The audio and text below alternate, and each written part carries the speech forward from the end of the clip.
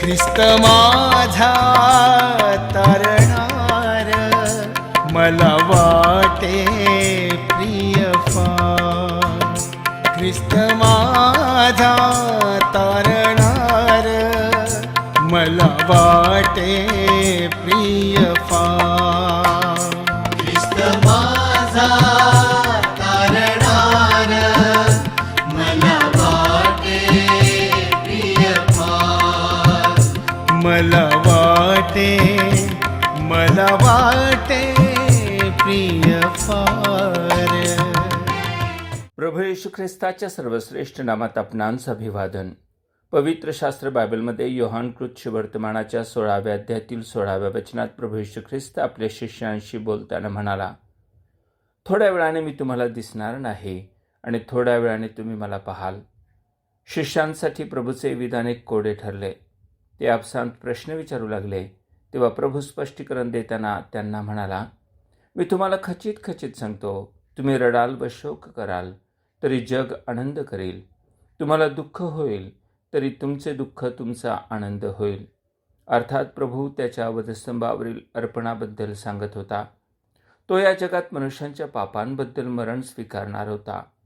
शिष्य दुःखी होऊन शोक करतील हे साहजिकच होते.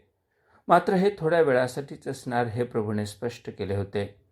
यापूर्वीही त्याने योनाचा संदर्भ देऊन म्हटले होते, कारण जसा योना 3 दिवस आणि 3 रात्री मोठ्या माशाच्या पोटात होता, तसाच मनुष्याचा पुत्र म्हणजेच प्रभू येशू ख्रिस्त 3 दिवस आणि 3 रात्री पृथ्वीच्या पोटात अर्थात कबरेत राहील.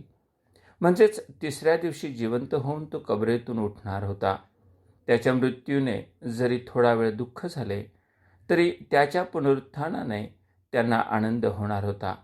होय, ख्रिस्ताचे मरण ही दुःख करण्याची घटना नाही, कारण त्यामुळेच आमच्या जीवनात आनंद आला आहे. तो मेला नसता तर पाप क्षमा नसती. तो मेला नसता तर तो जिवंतही झाला नसता व आम्हालाही जीवन मिळाले नसते. योहान 12:19 मध्ये तो म्हणाला होता, तुम्ही मला पाहाल, मी जिवंत आहे म्हणून तुम्हीही जिवंत राहाल. होय, ख्रिस्त स्वतः मरणातून जिवंत होऊन उठला ते आम्हालाही जिवंत करावे म्हणूनच. जो कोणी ख्रिस्ताच्या प्रायश्चित्ताच्या मरणावर व त्याच्या पुनरुत्थानावर विश्वास ठेवितो, तोही आत्म्याने सदा सर्व काळ जिवंत राहील. आपणही ख्रिस्ताच्या मरण व पुनरुत्थानावर विश्वास ठेवून सार्वकालिक जीवन प्राप्त करावे हीच प्रभुचरणी प्रार्थना. धन्यवाद.